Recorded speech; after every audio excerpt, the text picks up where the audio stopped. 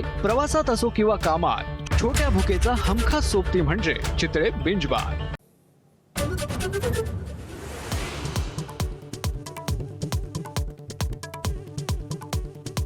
अमरावती अग्नितांडवाची चौकशी करण्यासाठी समिती स्थापन, 7 दिवसात अहवाल येणार, एकाही दोषीला सोडणार नाही, आरोग्यमंत्र्यांची घोषणा। अमरावती रुग्णालयात केली पाहणी।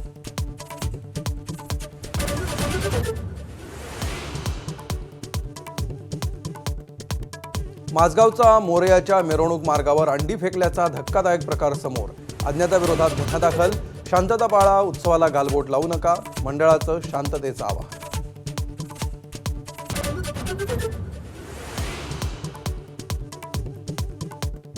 साखरेनंतर आता तांदूळ, ज्वारी, गहू आणि डाळींचे दरही कडाडले। ऐन सणासुदीच्या काळात महागाईच्या झळा, पावसाचा लहरीपणा, वाढलेला वाहतूक खर्च आणि उत्पादनातल्या घटीमुळे दर गगनाला।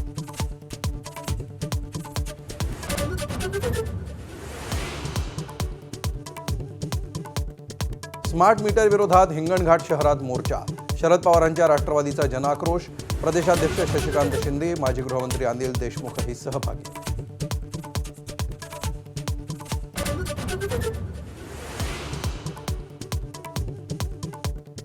शिवसेना आमदार संतोष बांगर यांची कावड यात्रा, 2029 मध्ये एकनाथ शिंदे पुन्हा मुख्यमंत्रीपदी विराजमान व्हावे, बांगरांची प्रार्थना। कावड यात्रेला मोठा प्रतिसाद।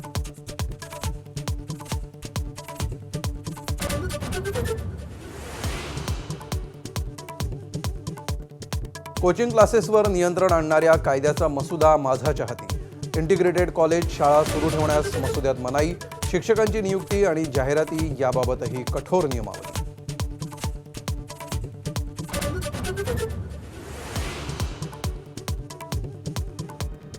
मराठी व्याकरणाच्या तज्ज्ञ प्राध्यापिका यास्मिन शेख यांचं निधन, वयाच्या 101व्या वर्षी घेतला अखेरचा श्वास।